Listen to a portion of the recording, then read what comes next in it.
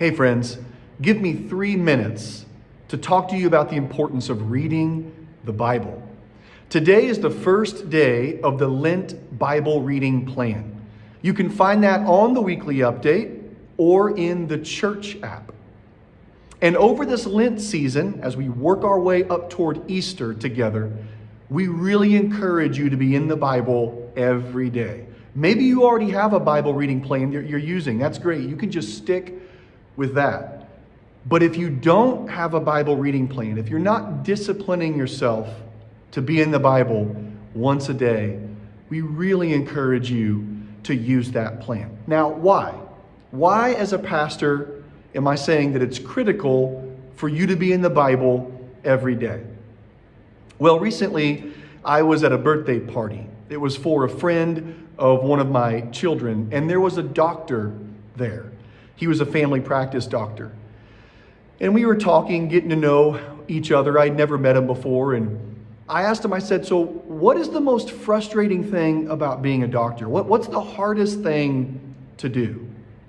And he thought about it for a moment, and he said, this is the hardest. The hardest is when I have patients who come see me who are in a lot of pain, or they're struggling, or something is going on, but they've waited so long to come see me that there's no more room for any preventative care.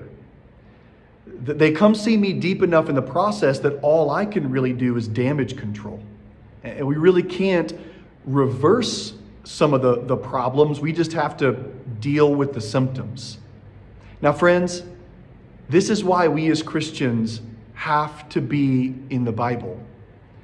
Because if we're not in the Word, that means we're not growing in wisdom.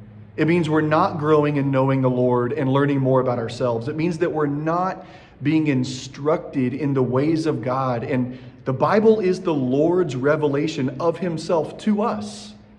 And so if we're not in the Word, we're not feeding ourselves spiritually. And here's what that means. When something goes wrong, when suffering comes, when difficulty comes along, or a big opportunity, we may put ourselves in a position that we're just doing damage control because along the way, we weren't doing any of that preventative maintenance. We weren't doing the heart work of growing in the Lord and knowing Him to face life with wisdom and courage and faith and joy and self-control and all these things that the Lord promises that through His Spirit He can work into our hearts as we walk with Him in relationship. So friends, please be in your Bibles. If you don't have a plan, use the Lent Bible reading plan. We love you. We're praying for you. Looking forward to seeing you this Sunday.